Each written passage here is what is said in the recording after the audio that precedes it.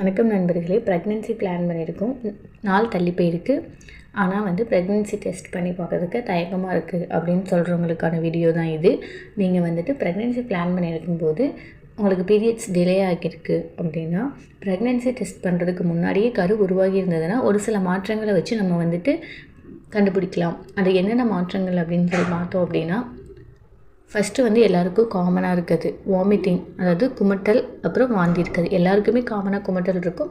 ஒரு சிலருக்கு வாந்தி இருக்கும், ஒரு சிலருக்கு வாந்தி அதிகமாக இருக்கும். இது காலை நேரத்தில் ரொம்ப அதிகமாக இருக்கும். அதுக்கப்புறம் மார்னிங் சிக்னஸ் அப்படின்னு சொல்லுவாங்க. அதாவது நைட்டு எவ்வளோ நேரம் நல்லா தூங்கியிருந்தாலும் 8, 9, 10 மணி நேரம் நல்லா தூங்கியிருந்தாலும் அதிகாலையில் எழும்போது அவங்களுக்கு இன்னும் தூங்கணும் போல் ரொம்ப டயர்டாகவே இருக்கும். இதுக்கப்புறம் என்ன அப்படின்னா, ஃப்ரீக்வெண்ட்டாக யூரின் போய்கிட்டே இருப்பாங்க. அடிக்கடி யூரின் போய்கிட்டே இருப்பாங்க.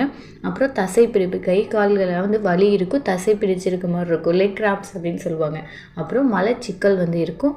அதுக்கப்புறம் உங்களோட மார்பகங்களில் வலி, கூச்சம், அப்புறம் வீக்கம் இருக்கும். இது இல்லாமல் வேற என்னெல்லாம் இருக்கும் அப்படின்னு சொல்லி பார்த்தோம் அப்படின்னா, ஒரு சிலருக்கு ப்ளீடிங் நிறைய இருக்காது. ஆனால் 1 ட்ராப் 2 ட்ராப் மட்டும் அவங்களோட இன்னர்ஸில் பிளட்டு ஸ்ட்ரெயின் ஆகிருக்கும். அதாவது கரு கருப்பையில் போய் பதிகிறதுக்கான அந்த முதல் அறிகுறி தான் இந்த இம்ப்ளான்டேஷன் ப்ளீடிங் அப்படின்னு சொல்கிறது. இந்த வீடியோவில் சொல்லியிருக்க சிம்டம்ஸ் எல்லாமே எல்லாருக்கும் இருக்கணும் அப்படின்னு அவசியம் இல்லை. ஒவ்வொருத்தருக்கு ஒவ்வொரு சிம்டம்ஸ் இருக்கும். இதில் ஏதாவது ஒரு சிம்டம்ஸ் இருந்தாலும் நீங்கள் லேட் பண்ணாமல் அவங்களுக்கு வீட்லேயோ இல்லை ஹாஸ்பிட்டலோ போய் ப்ரெக்னென்சி செக் பண்ணி பாருங்கள். வீடியோ ரிலேட்டடாக ஏதாவது டவுட் இருந்தது அப்படின்னா கீழே கமெண்ட் செக்ஷனில் கமெண்ட் பண்ணுங்கள். நன்றி.